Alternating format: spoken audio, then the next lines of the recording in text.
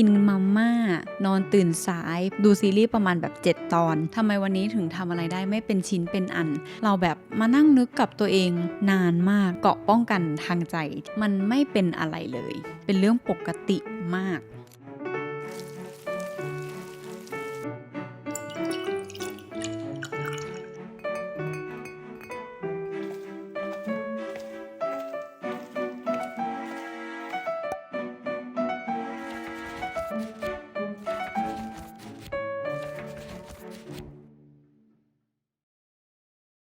เฮลโลสวัสดีค่ะทุกคนขอต้อนรับกลับเข้าสู่ Peanut Podcast นะคะอันนี้ก็เป็นคลิป Podcast ที่5ของเราแล้วนะคะถ้าเกิดใครอยากฟังอะไรเพลินๆสบายๆกับ4 EP ก่อนหน้าก็สามารถไปดูใน playlist ของ Podcast ได้เลยหัวข้อคุยเพลินๆในวันนี้นะคะก็คือ8เรื่องที่เราเผลอทำแล้วรู้สึกแย่ทั้งที่จริงเราไม่จำเป็นต้องรู้สึกแย่ก็ได้เพราะว่ามันเป็นเรื่องปกติของชีวิต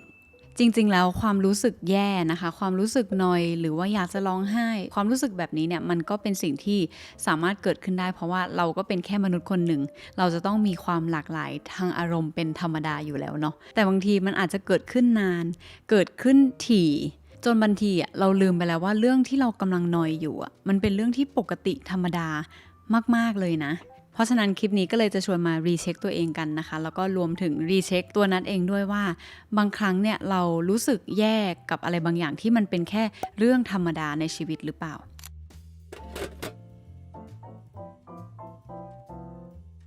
อย่างแรกเลยคือขี้เกียจคือเราจะมารู้สึกแย่กับตัวเองมากๆว่าทำไมวันนี้ถึงขี้เกียจจังเลยทำไมวันนี้ถึงทำอะไรได้ไม่เป็นชิ้นเป็นอันเรานี่มัน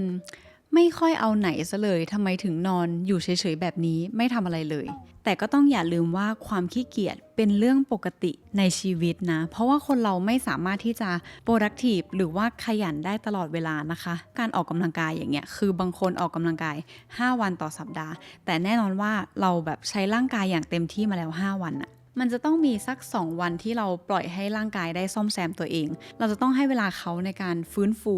ตัวเองด้วยนะคะเหมือนกันการขี้เกียจมันก็คือการพักผ่อนในรูปแบบหนึ่งซึ่ง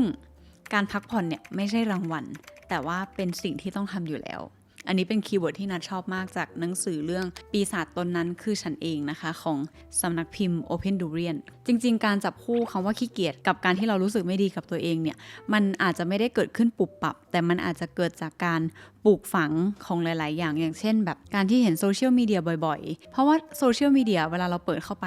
เขาทำอะไรตลอดเวลาเขาขยับยุกยิกตลอดเวลาหรือถ้าเกิดใครมาดูคลิปช่องเร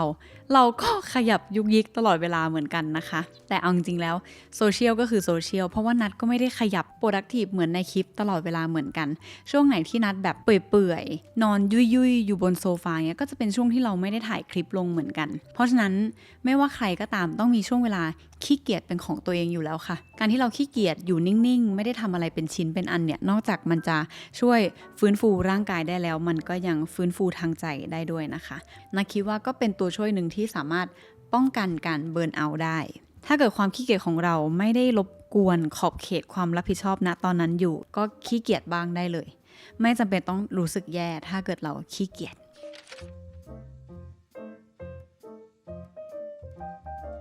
อย่างที่2นะคะเราจะรู้สึกไม่ค่อยดีเท่าไหร่เวลาที่เราจำเป็นจะต้องปฏิเสธคนอื่นเราจะรู้สึกผิดว่าเขาจะคิดยังไงกับเราสามารถบอกปฏิเสธเขาได้ไหมอะไรเงี้ยครับมันจะเป็นความคิดที่ตีกันเยอะแยะมากมายในการที่เราจะปฏิเสธใครสักคนเพราะฉะนั้นการที่เราตอบตกลงมันจะง่ายกว่าเยอะทั้งที่จริงแล้วการที่เราตอบปฏิเสธบ้างมันไม่เป็นอะไรเลยเพราะว่าเราไม่สามารถ say yes กับทุกอย่างได้ไม่งั้นตัวเราจะระเบิดนะคะ หมายความว่าเรารับทุกอย่างเราโอเคกับทุกอย่างเรา say yes กับทุกอย่างทำได้ค่ะพี่ไปได้สิเรามีเวลาช่วยได้ค่ะหนูทำได้กลายเป็นว่าทุกอย่างมันได้ไปหมดมัน say yes ไปหมดเวลาเรากลับบ้านเราจะเหนื่อยมากๆเลยเนาะเหมือนเรากำลังตอบสนองความต้องการของคนอื่นอยู่อย่างถ้าเกิดกลับบ้านมานัดทำเยอะขนาดนั้นนัดก็จะรู้สึกว่าวันนี้นัดไม่อยากจะสระผมแล้วอยากจะนอนหลับไปเฉยๆไม่อยากจะอ่านหนังสือแล้วเพราะเหนื่อยไม่อยากจะเขียนแพลนเนอร์แล้วเพราะว่าเอาเวลาไปนอนดีกว่ามันจะเริ่มมีความแบบค่อยๆละเลยตัวเองไปทีละนิดเพราะว่าเราเหนื่อยจัดในการ say yes ทุกอย่าง เพราะฉะนั้นการที่เรารู้จักปฏิเสธบ้างนั่นก็คือเราทำสิ่งนั้นเพื่อตนเองนะคะการที่เราไม่ได้ตอบรับทุกอย่างเราคัดแค่เฉพาะบางเรื่องที่เราสนใจจริงๆว่าเราอยากจะไปทำตรงนั้นนะหรือเรารู้จักปฏิเสธในสิ่งที่มันไม่ใช่เราจริงๆอันนั้นก็ถือว่าเป็นการแสดงเซลฟ์เลิฟให้ตัวเองอย่างหนึ่งนะคะเพราะฉะนั้นการบอกปฏิเสธบางเรื่องไปมันไม่ใช่สิ่งที่เราจะต้องมารู้สึกผิดเลย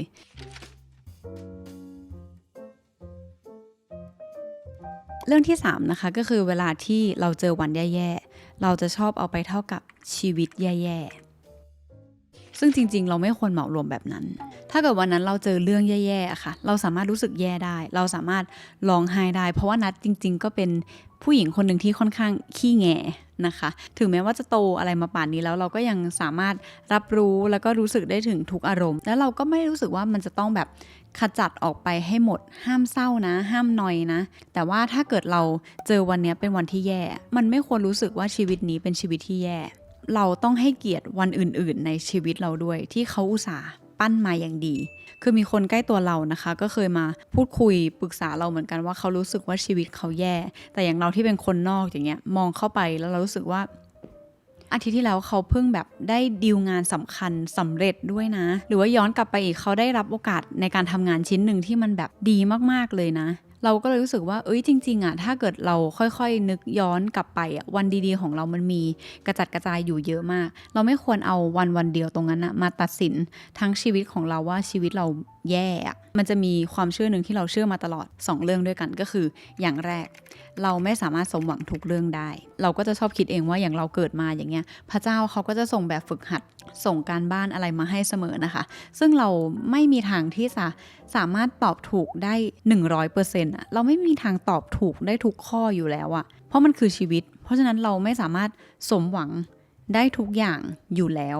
หรืออีกข้อหนึ่งก็คือเราไม่สามารถควบคุมทุกอย่างได้อย่างเช่นเราไม่สามารถควบคุมสภาพดินฟ้าอากาศได้หรืออยู่ดีๆเราจะไม่สบายขึ้นมาอันนั้นเราก็ควบคุมร่างกายตัวเองไม่ได้เหมือนกันเราก็เลยพยายามจะหัดคิดว่าวันไหนที่มันไม่เป็นใจวันไหนที่มันเจอเรื่องแย่ๆมันก็นอยได้แต่มันก็เป็นเรื่องปกติที่เราจะเจอ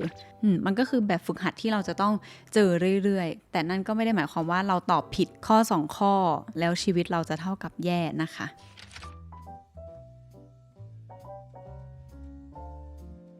ต่อไปเรื่องที่4ที่เราจะเผลอรู้สึกแย่ได้ง่ายมากๆแต่จริงๆแล้วมันคือเรื่องปกติธรรมดาสุดๆก็คือเราไม่ได้ทำอะไรตามเทรนด์สิ่งที่ไม่ได้ทำตามเทรนด์ไม่ว่าจะเป็นในเรื่องของอาชีพหนังสือที่ชอบอ่านเพลงที่ชอบฟังวงที่ติดตามอยู่หนังสือมันมีหลายเล่มมากเพลงมันก็มีหลายเพลงมากเราไม่จำเป็นที่จะต้องทำอะไรซ้ำกันเยอะขนาดนั้นก็ได้มีคนบอกว่า you are what you eat ใช่ไหมคะแบบว่าเรากินอะไรเราก็ได้แบบนั้นนัดได้ยินว่าคนเอาคอนเซปต์เนี้ยมาพูดเกี่ยวกับการบริโภคสื่อเหมือนกันแบบคุณเสพอะไรในโซเชียลอ่ะมันก็จะซึมซับเข้าตัวแบบนั้นเหมือนกันนะคะเพราะฉะนั้นบางทีเราอาจจะได้ซึมซับบรรทัดฐานทางสังคมที่เราเห็นผ่านจอบ่อยๆหรืออาจจะเป็นการประสบความสำเร็จในรูปแบบหนึ่งที่เราอาจจะเห็นซ้ำๆบ่อยจนเรารู้สึกว่านั่นคือแพทเทิร์นที่เราจำเป็นที่จะต้องมีเหมือนกันหรือเปล่าทั้งที่จริงการไม่ได้ทำอะไรตามเทรนด์เป็นเรื่องที่ปกติมากเพราะว่าโลกนี้มันกว้างแบบกว้างมากๆนาชอบคอนเซปต์นี้มากนาได้มาจากหนังสือเล่ม7ขั้นตอนสู่ทุกสิ่งที่ปรารถนานะคะก็คือเล่ม Manifest สีส้มอันนี้เพราะว่าในเล่มสีส้มอันนี้เขาพูดอยู่เรื่องนึงก็คือเรื่องของหลักความอุดมสมบูรณ์คือแบบโลกของเรามันกว้างมากแล้วก็อุดมสมบูรณ์มากไม่ว่าจะเป็นในส่วนของอาชีพในส่วนของงานอดิเรกคือโลกมันกว้างมากจนมันจะต้องมีพื้นที่สำหรับเราตรงนั้นแน่นอนมันจะต้องมีพื้นที่ที่เราสบายใจที่เราจะได้ไปทำงานได้มันจะต้องมีแบบไลฟ์สไตล์หรือมันจะต้องมีความเป็นเราที่คลิกกันพอดีให้เราไปอยู่ตรงนั้นได้แน่นอนคือโลกเรามันไม่ได้เดินแค่1 2 3 4แล้วก็จบคือเราสามารถเลี้ยวยูเทิร์นอะไรกันได้หลายตลบมากๆซึ่งมันจะเป็นเส้นทางของแต่ละคนเองเวลาไหนที่เรารู้สึกไม่ดีหรือว่ารู้สึกอะไรเงี้ยก็สามารถเตือนตัวเองได้เลยว่าการไม่ได้ทำตามเทรนด์เป็นเรื่องปกติมาก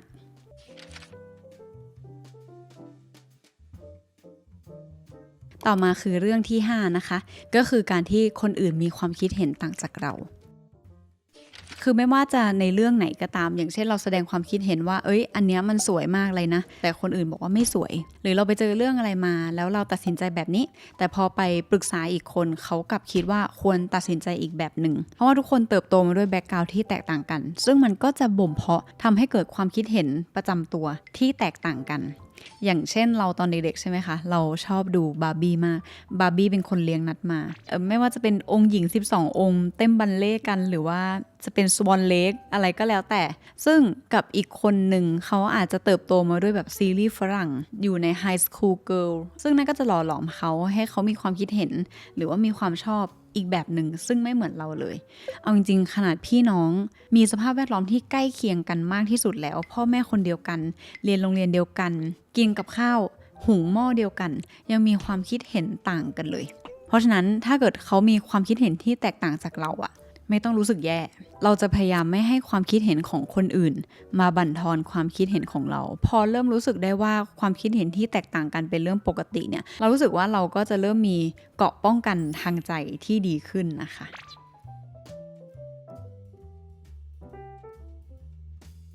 ต่อไปข้อที่6ค่ะเราจะรู้สึกแย่เวลาที่เราอยู่บ้านทั้งวันแล้วก็ไม่มีกิจกรรมหวือหวาอะไรให้ทำเลยการอยู่บ้านทั้งวันไม่ได้ทำอะไรเลยทำอะไรไปเรื่อยไปเปื่อยไม่มีกิจกรรมแฟนตาซีเลยกินมาม่านอนตื่นสายผ้าปูที่นอนไม่พับนอนเปื่อยๆอยู่บนโซฟาดูซีรีส์ประมาณแบบ7ตอนอะไรเงี้ยบางทีเราจะรู้สึกแย่ว่าเรากำลังทำอะไรอยู่ทำไมมันช่างไม่มีอะไรหวือหวาเลยทำไมวันหยุดแบบนี้เราไม่ออกไปเที่ยวไหนเราไม่ไปช้อปปิ้งหรอบางครั้งกิจกรรมเหล่านั้นอะเราจะชอบมานั่งคิดกับตัวเองว่าสิ่งที่ฉันเป็นอยู่ตอนนี้มันน่าเบื่อเกินไปหรือเปล่าเราจะชอบรู้สึกแย่นะคะการอยู่บ้านนอนเปื่อยเป็นเรื่องปกติมากนั่นแหละมันก็จะโยงไปกับข้อแรกๆว่ามันขี้เกียจบ้าง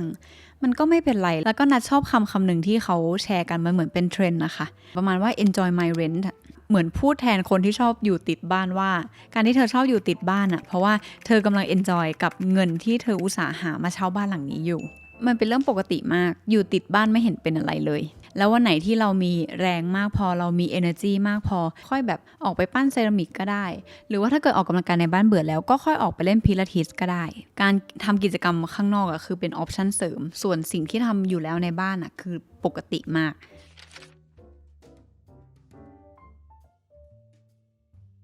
เรื่องที่7ก็คือมันเป็นอะไรที่ปกติมากที่เรายังคิดเป้าหมายของตัวเองไม่ออกหรือยังไม่รู้ว่าเราชอบอะไรอย่างเรายังสามารถตอบได้ว่าเราชอบอะไรเนาะอย่างเช่นนัดตอบว่านัดชอบเกี่ยวกับเครื่องเขียนนัดชอบสมุดนัดชอบงานคราฟต์นัดชอบการเขียนการจดการ planning ไม่ว่าจะเป็นแบบสมุดกายภาพหรือว่าอยู่บน iPad ก็ตามแต่ถ้าเกิดถามว่าเป้าหมายในชีวิตคืออะไรเราแบบมานั่งนึกกับตัวเองนานมากนะคะคือตอนนี้ที่นัดนึกออกมีแค่แบบนัดอยากได้ใช้ชีวิตอย่างน่ารักต่อไปคือสามารถไปซื้อของน่ารักมารีวิวได้สามารถได้เขียนได้ทำงานคราฟอะไรน่ารักได้ยังสามารถได้เจอคนน่ารักแล้วก็ได้ถกเถียงได้พูดคุยเกี่ยวกับเรื่องน่ารักแต่ก็จะมีอีกคำถามหนึ่งอย่างเช่นคุณเห็นตัวเองในอีก5ปีข้างหน้าเป็นยังไงอันนี้นัดตอบไม่ได้เลยนัดพยายามเค้นแล้วแต่ว่านัดก็ยังนึกไม่ออกว่าเรามองตัวเองอีก5ปียังไงซึ่งมันไม่เป็นไรเลยการที่เรายังไม่มีเป้าหมายตอนนี้การที่เรายังนึกไม่ออกว่าเราชอบอะไรตอนนี้มันไม่จำเป็นที่จะต้องไปเค้นคำตอบเพื่อให้ได้ตอนนี้นะคะเพราะว่ามันจะเป็นอะไรที่แบบสาหัสกับความคิดมากอะแล้วมันจะยิ่งเพิ่มความกังวลด้วยซ้ำว่าเราจะต้องนึกให้ออกเราทำอย่างนี้ได้ใช่ไหมมันถูกทางหรือเปล่าในเรื่องของแบบเป้าหมายหรือในเรื่องของความชอบบางทีมันจะต้องใช้เวลาจริงๆนะคิดว่าการลองทำอะไรสักอย่างไปเรื่อยๆหรือว่าลองทำอะไรหลายๆอย่างมันจะช่วย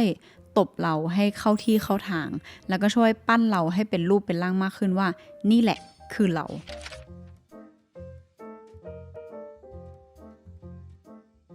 เรื่องสุดท้ายนะคะที่เป็นเรื่องปกติมากที่สุดอย่างหนึ่งก็คือการที่เราทำอะไรคนเดียวบางครั้งเราอาจจะแคร์ความรู้สึกของคนรอบตัวที่มองเรามากจนเกินไปทำให้เรารู้สึกว่าการที่เราทำอะไรคนเดียวเนี่ยมันดูแย่หรือเปล่าเราดูไม่มีคนคบเราดูแบบสันโดษเกินไปหรือเปล่าทั้งที่จริงยิ่งโตไปเราจะยิ่งเข้าใจว่าการทำอะไรคนเดียวเป็นเรื่องที่แบบปกติมากๆเพราะว่ามันจะไม่มีใครที่ว่างเวลาเดียวกับเรา 100% มันจะไม่มีใครที่ชอบกินข้าวเมนูเดียวกับเรา 100% แล้วก็ไม่มีใครที่จะชอบทำงานอดิเรกเหมือนเรา 100% นอกจากตัวเราเอง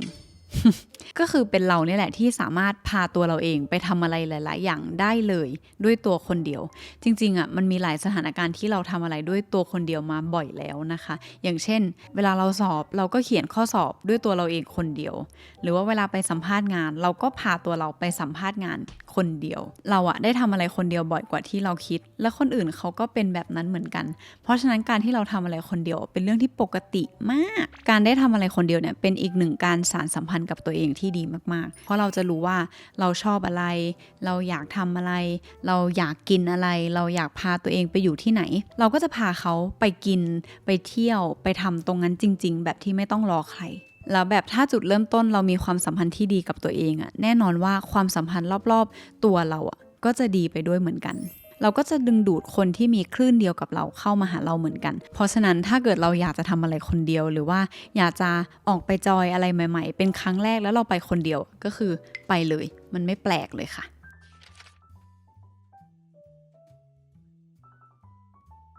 นี่ก็เลยเป็นทั้งหมด8เรื่องธรรมดาในชีวิตของเราที่บางครั้งเราก็เผลอรู้สึกแย่กับเขาไปนะคะแต่จริงๆก็คือไม่จำเป็นต้องรู้สึกแย่เลยเพราะมันเป็นเรื่องที่ปกติมากๆถ้าเกิดเราเจอเรื่องอะไรที่รู้สึกแย่ประจำวันหรือว่าเกิดอาการนอยประจำวันนะคะก็ลองมาเช็คลิสต์กันดูก็ได้ว่ามันเป็นเรื่องปกติอยู่แล้วหรือเปล่าเราแค่แบบอาจจะหลงลืมไปมันน่าจะช่วยสร้างเกราะทางใจแล้วก็ทำให้เราผ่านความรู้สึกนั้นไปได้ไวขึ้นนะคะขอบคุณผู้ฟังผู้น่ารักทุกท่านนะคะไว้เดี๋ยวเราเจอกันใหม่พอดแคสต์หน้านะบ๊ายบายค่ะ